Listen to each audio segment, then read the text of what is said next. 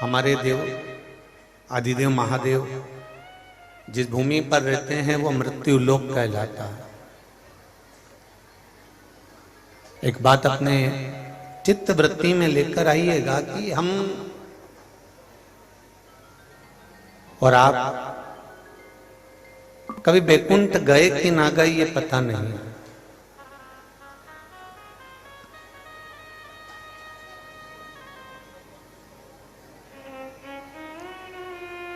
आप में से कोई अगर बैकुंठ गया हो तो बात दूसरी है,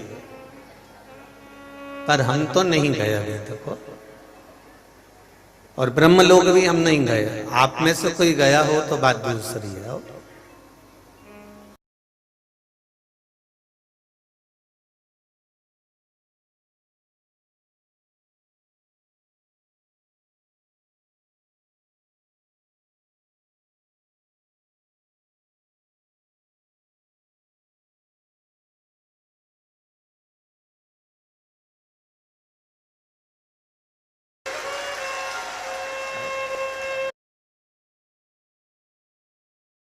तो कभी ब्रह्मलोक भी नहीं गए और ना हम कभी बैकुंठ लोक गए, ना हम कभी इंद्र लोक गए। जितने भी देवी देवताओं के लोक हैं ये सारे लोग आप गए या हम गए, कोई गया ना गया ये तो नहीं मालूम, पर इतना मालूम है कि बैकुंठ लोक में भगवान विष्णु हैं तो उनका लोक है। ब्रह्मा जी ब्रह्म लोक में निवास करते हैं इसलिए उनका लोक है। इंद्र लोक में निवास करते हैं इसलिए उनका लोक है। भगवान कृष्ण गौलोक में निवास करते हैं इसलिए उनका लोक है। पर मेरा देव अधिदेव महादेव मृत्यु लोक में निवास करता है, ये लोक मैंने जरूर देखा है, ये निश्चित है।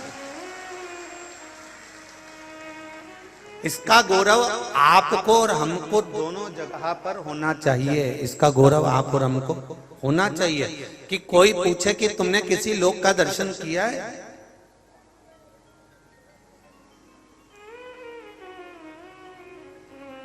तुमने किसी लोक को देखा है? तुमने किसी लोक का दर्शन करा किया?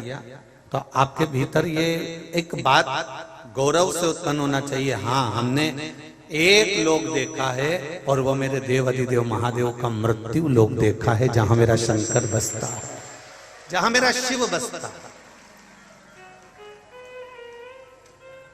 अब कहा कि महादेव तो कैलाश पर रहते हैं,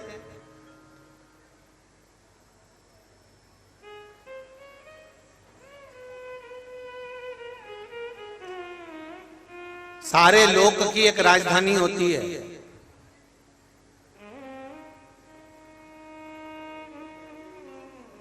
भगवान विष्णु ने भी अपनी एक राजधानी बनाकर रखी है, भगवान ब्रह्मा ने भी अपनी एक राजधानी बनाकर रखी है, इंद्र ने भी अपनी एक राजधानी बनाकर रखी है। ब्रह्मलोक में जाएंगे तो ब्रह्मलोक में एक राजधानी मिलेगी, बैकुंठ में जाएंगे तो बैकुंठ लोक में एक राजधानी मिलेगी, इंद्रलोक जाएंगे तो इंद्रलोक में एक राजधानी मिलेगी। मृत्यु लोक में देवाधिदेव महादेव की राजधानी कौन सी है?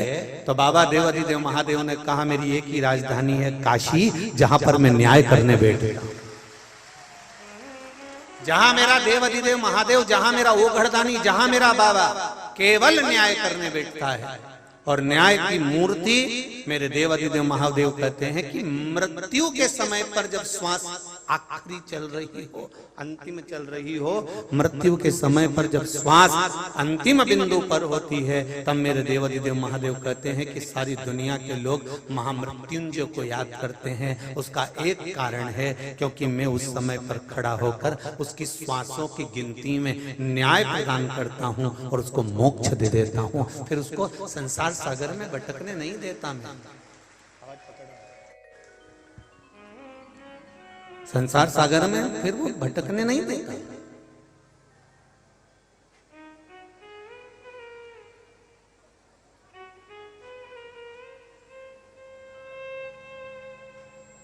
ये तो शिव बाबा की कृपा है, मेरे विश्वनाथ की दया है, उनकी उदारता है और उनकी करुणा है।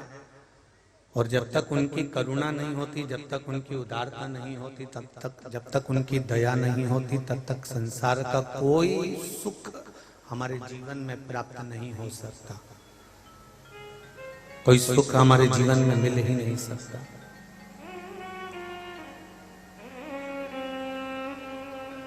कितनी दूर दूर से आए हो आप, पहले तो काशी वाले हाथ उठाओ कि काशी के लोग कितने बैठे। अरे बहुत सारे बैठे हो, धर लो वापिस धर लो।